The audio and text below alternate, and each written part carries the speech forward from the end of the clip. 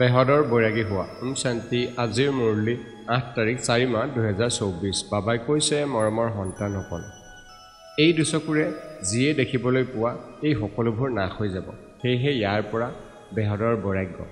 পিতাই তোমালোকৰ কাৰণে নতুন সৃষ্টি ৰচনা কৰি আছে প্ৰশ্ন তোমালোক সন্তানসকলৰ শান্ত অৱস্থা কি ৰহস্যত সমাহিত হৈ আছে উত্তৰ যেতিয়া তোমালোক শান্ত অৱস্থাত বহা তেতিয়া শান্তিধামক স্মৰণ কৰা তোমালোকে জানা শান্ত অৱস্থা মানে জীৱনতে মৰি যোৱা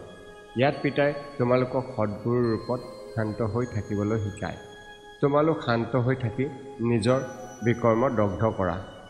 তোমালোকৰ জ্ঞান আছে যে এতিয়া ঘৰলৈ যাব লাগে অন্য সৎসংগত শান্তিত বহে কিন্তু তোমালোকৰ শান্তিধামৰ জ্ঞান নাই শান্তি ধাৰণাৰ বাবে মুখ্য সাৰ 1 সদায় স্মৃতিত থাকিব লাগে যে আমি ব্ৰহ্মামুখ বংশাৱলী ব্ৰাহ্মণ আমাৰ কুল সকলোতকৈ উচ্চ আমি পবিত্ৰ হ'ব লাগে আৰু আনকো পবিত্ৰ কৰি তুলিব লাগে পতিত পাৱন পিতাৰ সহায়কাৰী হ'ব লাগে 2 স্মৃতিত থকাৰ ক্ষেত্ৰত কেতিয়াও গাফিলতি কৰিব নালাগে দেহ অভিমানৰ কাৰণে মায়াই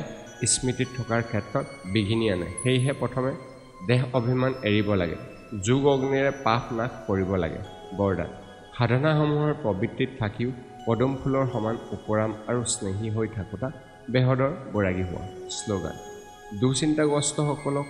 নিজৰ সম্ভ্ৰমত স্থিত কৰাই দিয়াটোৱেই সকলোতকৈ শ্ৰেষ্ঠ সেৱা শান্তি